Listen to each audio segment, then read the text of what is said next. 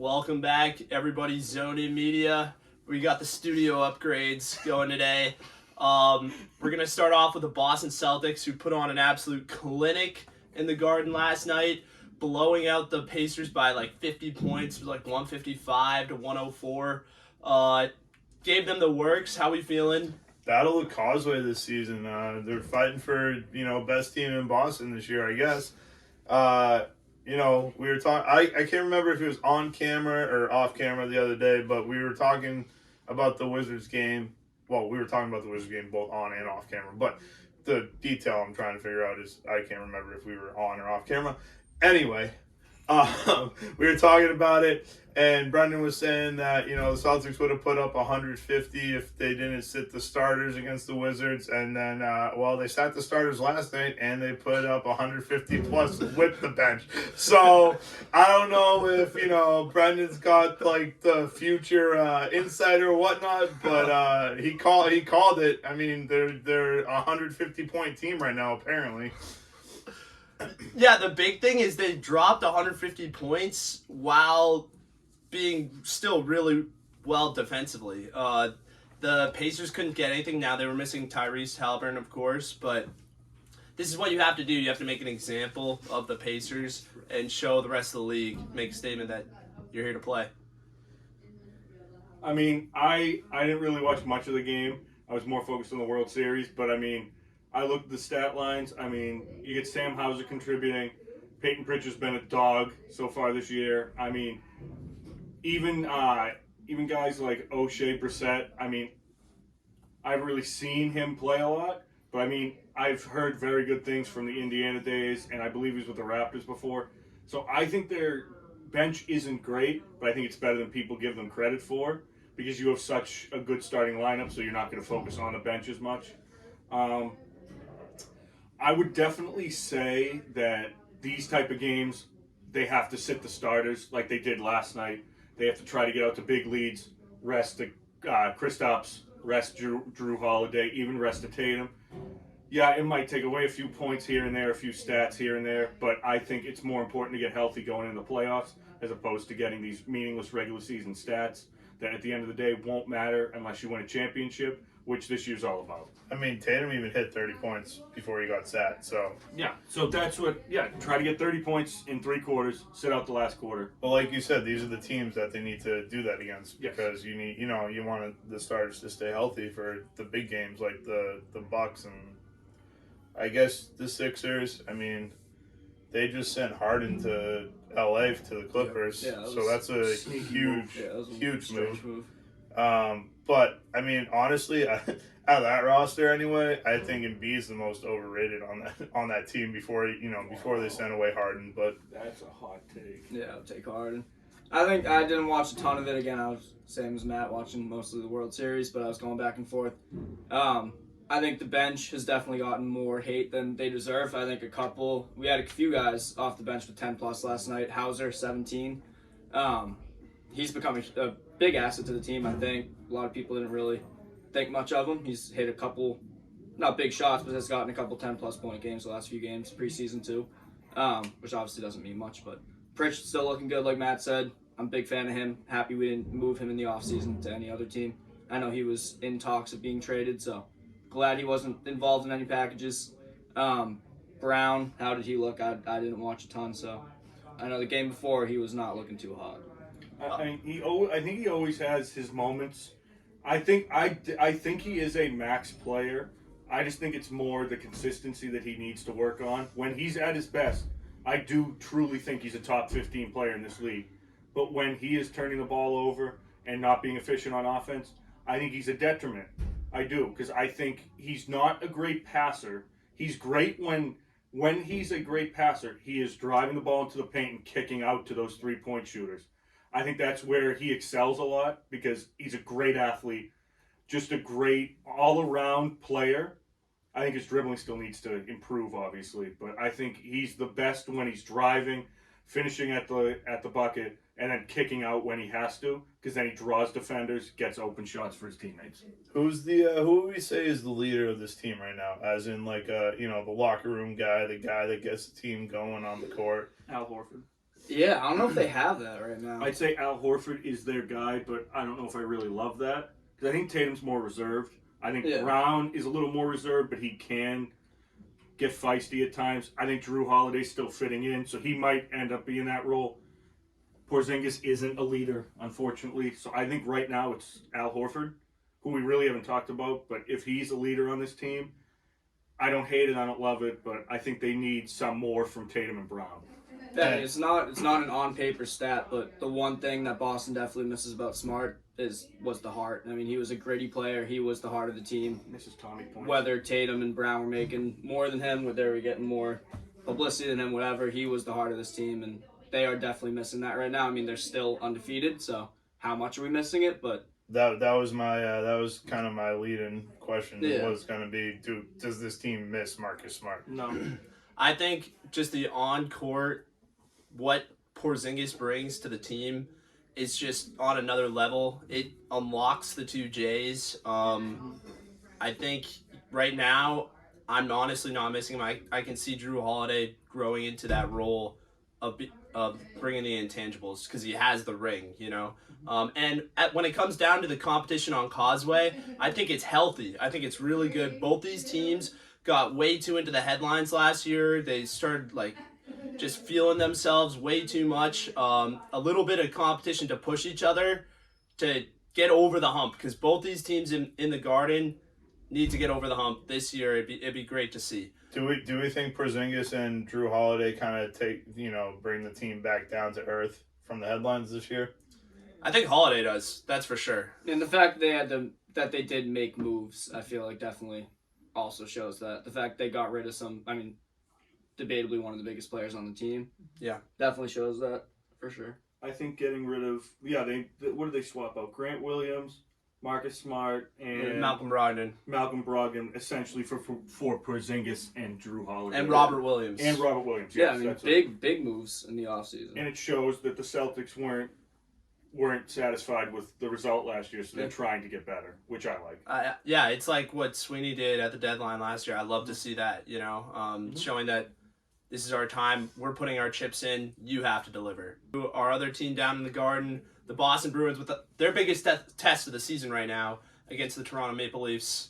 How we feeling? I don't know about you boys, but I'm a little suspicious, and I'm glad that it was a little bit chillier this morning because that meant I got to wear my lucky socks today. There we go. So they didn't fail me last season. I think they only failed me once last season actually. So one loss under the belt for the Lucky Sox. This kid's wearing his socks 82 games. No. I don't wear them for every time the Bruins play. It's only once a week they play. I just want to clarify. But like I said, they were almost undefeated when I wore them. So got the lucky hat now too. Wearing the colors underneath this, wearing the Bruins t-shirt. So, we're bringing out all the stops today. Toronto, it's going to be tough. We got Swayman in net if the Bruins are still holding true to their, alternating games with Allmark and Swayman. This is big for Swayman. I mean, this is a huge game. No excuses. You gotta win this game. You gotta make a statement in the division. Honestly, if they lose in overtime, I'll take the point. But this is with Swayman in net, McAvoy out for 4 games now because of the suspension. This isn't, pull out all the stops. You got to play at the top of your game tonight. Got to beat this high offensive team. Tyler Bertuzzi back. Return. That's a huge, talk about missing players. That's a huge piece that the Bruins are missing this season. That's going to be tough. I wish all the best for him, but I hope he doesn't get a single point tonight. Definitely. Me too. You want to see if they can contain him, of course. You want to see how the defense steps up without McAvoy. What's Grzelcyk doing? What's Lindholm doing? And then what can that line, I think the second line with JVR, what they can do as that second punch, that second offensive punch behind, of course, Pasternak and Marchand. I'm looking for a big couple of games out of Lindholm. I don't believe he has a point yet, especially without McAvoy there. I feel like he definitely needs to step up, be the leader of that defense. Without Matty Grzelcyk, it's too bad. He's out a few weeks. I hope he's gone. But McAvoy's loss will definitely be felt in games like this. But I don't think it's as big of a test as people may say, because it's only the 8th or 9th game in the year. Obviously, it's a good measuring stick game, but if they win, they lose. I don't think it has much bearing on the rest of the year, because obviously the Bruins aren't at full strength. Toronto, I believe, has a defenseman out. I forget who it is, but they have a defenseman out too. So I'd like to see both teams at full strength later in the year, maybe late March, see how they measure up then. I still think Toronto's goaltending is shoddy at best. I don't like Samsonov. I think if he's their starting goalie going in the playoffs, watch out for an upset, because I think they're going to be the number 1 team in the Atlantic. I think they're just far and away the best team in that division. I think the Bruins might be chasing on their heels, but I think the Bruins at best will end up 2nd or 3rd in the Atlantic. Basically, this game doesn't have that much meaning on the rest of the regular season, but I'd like to see how it plays out, see how the Bruins defense stacks up against the Toronto forwards. I want to see how the Bruins forwards stack up against a weakened Toronto defense. I mean, I agree with you. It's not as big of a test as people are making it seem, but if you're saying Toronto's going to be the number 1 team at the end of the season, as many times as we can beat them, that's the goal. We want to. I mean, regular season doesn't matter. Again, it does, but when it comes to postseason, it doesn't matter how many times you've beaten a team in the regular season. But we get to see them four times out of the season. So I mean, if we can, beat them 2 times out of the 4, I call that a win. If they can beat them 3 times, even better. But 2 times, at least going into the playoffs, they have a chance. 3 times, you're sitting there like, okay, well, statistics that show that the teams that won the regular season don't always win the postseason. But I mean, Toronto's defense has never been great. They've always relied on their offense, especially more recently. And their goaltending, they just kind of throw money at whatever goalie they can get their hands on, and they're just like, all right, well, you might have to face 40, 50 shots a game here and there, but we think you can handle it. So here's some money. Yeah, I mean, that offense is gonna be the tough test, really. I mean, the defense, like I said, hasn't always been great, so I'm not too worried about it. But I mean, yeah, Lindholm has to step up too. I think he is the next best offensive defenseman after McAvoy. So hopefully we see a little more from him tonight. And Matty P staying in the NHL now after those 9 games. So, cheers to him. Yeah. I have one gripe. This game should absolutely be on national TV, not on ESPN Plus. Oh, absolutely. I have just that one gripe. This is absolutely a game that should be on ESPN or TNT. Yeah, so my big point is it's the biggest test so far. I mean, you're not playing San Jose, you're not playing LA, you just took down Detroit, who we think is fraudulent.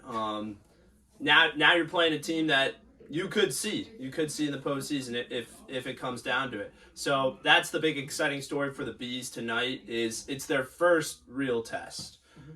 Any closing thoughts, Al, or are you ready to move on? I'm ready to move All right. on. I do not pay attention to the Bruins. We will move into the final team down in Boston, for the Foxborough faithful. The New England Patriots go missing at the deadline. No moves. You have expiring contracts coming up. Kyle Duggar, who just had a monster game against Miami. Josh Uche, a pass rushing specialist, not really good at stopping the run. And then you got Mike Onwenu, who moved into left tackle or was it right tackle? Right tackle. Right tackle. I knew it was right tackle. Moved into right tackle, and you slot him from guard to tackle, and the line looked a little better against Buffalo. How we feeling on the lack of moves for the Patriots, not selling at a 2-6 record? I feel like it was just expected after that Bills game. I felt So like you're extending them. Yes. Okay. Um, Sorry. Yeah, I just felt like they weren't gonna do anything. I kind of wish Brad Stevens was the general manager of the Patriots. I don't know. Like, it's ridiculous that Bill thinks that this team can succeed at the level that they're at right now. You're down 2 key defensive players, and I think it was only like 5 or 6 teams that actually made moves at the deadline, really. It was quiet. So it wasn't really too bad. I mean, it would have been one less if Minnesota didn't, lose Kirk Cousins. But you didn't make a single move, nothing. You didn't want to improve just even a little bit. Like, are you just expecting to throw the season away now? Are you not trying to at least give fans a little hope that you'll make the playoffs? What are we doing, Bill? What are we doing? Stubborn Bill. Dude. Duggar's gonna look for $16 million. That's what I heard. You know, like Duggar's looking for top safety money, and he had one good game this season. Duggar's one of my favorite players, but are you willing to break the bank and pay him, or is this gonna be Xander Bogaerts? Is this what we're gonna do? There's one person in all of New England who truly thinks that this team is a winning team, and that is Bill Belichick. He needs that wins record more than anything else. There's no other reason why he's coaching at 71 years old. He's lost his fastball. I mean, the moves he could have made, I heard Josh Uche could have gone to the Saints. I heard Michael Wenu could have gone to the Chargers. I heard all these rumors. Didn't pull the trigger on any of them. Didn't try to get draft capital because he wants that wins record. He can't go through a 4-win season, even though it still could happen. This team is just not a good team. This team has pieces on it that you could trade. You could get some draft capital for this year and the upcoming years and just reset your team. Now I'm hearing that he might go to the Commanders, so he's going to leave the Patriots high and dry. So I also came up with another reason why they might not have done anything. The people in charge right now will not be in charge of the team going forward. So Robert Kraft didn't want them trading away pieces because they're not going to be in charge. So that was there are 2 ways you could look at that. I think either way, it is a stupid move. You have to trade these guys. They're not going to sign Duggar. They don't sign players for top money. Even a guy like Mike Gesicki, he's not involved in this offense. He's not a focal point. You should trade him to a tight end needy team and get something for him. Yeah, what was the point of bringing him on? Like, he has maybe 15 catches, if that, maybe. On 17 targets. Yeah, I was excited for him to come to the team because I was like, all right, we have another, not really a Gronk, but like a reliable tight end to counteract Henry. Like, if Henry is not catching the ball, we have Mike Gesicki, but now it's almost like a Kendrick Bourne scenario last year where he's there, but we're not going to throw him the ball because we don't, I don't know. Just in the doghouse. Well, Mac Jones is really good too, so he can probably get him the ball pretty consistently. Yeah, Mac Jones is the least of the Pats' concerns. I mean, I thought, I honestly thought that Mac would have thrown to Gesicki more after that one-handed insane catch he had in the first or second game of the season, where he, jumped like 3 feet in the air just to come down with it one-handed. Like, that was a huge catch. That's something that quarterbacks like to see. I don't know if coaches really care, but, you know what I think is going to happen? What's going to happen, Coach Tom? If Bill really, What's going to happen? if there's rumors really swirling around that Bill's going to the Commanders, Josh McDaniels is going to come back and be the head coach of the Patriots. Just watch. He's going to be Tom Brady. Mark my words. I forgot to mention, the next decision that they have to make this offseason is whether they're going to give Mac Jones $25 million for his 5th-year player option. That has to be done before like April 15th of 2024. So these games are going to dictate whether they think he is worth that $25 million. So this is huge. I think we all say he's not. No, I think he really is. I'm the Give him biggest 50. Mac Jones. The entire Less than the kid. the entire Belichick tree has aged out in the modern game. You look at Brian Flores, he's nowhere to be found. Yeah. You look at Josh McDaniels, who's just been a laughing stock everywhere he goes. Denver, Vegas. He did the same thing in Vegas that he did in Denver. Yep. The exact same thing. Year and a half. Got rid of the quarterback and become the most hated person there. The entire Belichick tree, like Brian Daboll. Yeah, Brian Struggling. Daboll. Bill O'Brien had to come back to New England. He's struggling. The philosophy just doesn't work in the modern game. You got to pay the guys. You got to pay for good talent. And yeah, it's a failure. The Patriots need to bottom out. They need to realize that this isn't okay, and they need to bottom out and restart because this whole chasing Tom Brady. Tom Brady's gone. That is an old era.